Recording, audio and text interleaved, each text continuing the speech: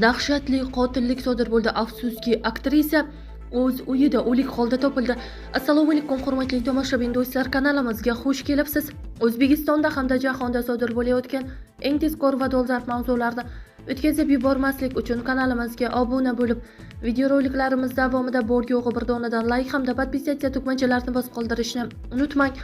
14-dekabr kuni amerikalik aktyor va rejissyor Rob Reiner hamda uning rafiqasi Michelle Los-Anjelesdagi uyida o'lik holda topildi.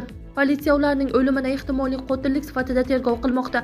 Bu haqida BBC xabar berdi. Politsiya Los-Anjelesning ko'plab mashhurlar yashaydigan Brentwood hududida topilgan 78 yoshli erkak va 68 yoshli ayolning ismlarini rasman oshkor qilmagan, biroq oila vakillari gap aynan Rob Reiner va uning rafiqasi Michelle haqida ketayotganini tasdiqlagan. Bu kutilmagan yo'qotish bizni chuqur qayg'uga soldi, deyiladi bayonotda. O'zbekistonda hamda jahonda sodir bo'layotgan eng tezkor va dolzarb mavzularni o'tkazib yubormaslik uchun kanalimizga obuna bo'lib, videoroliklarimiz davomida bor-yo'g'i bir donadan like hamda podpisatsiya tugmachalarini bosib qoldirishni unutmang.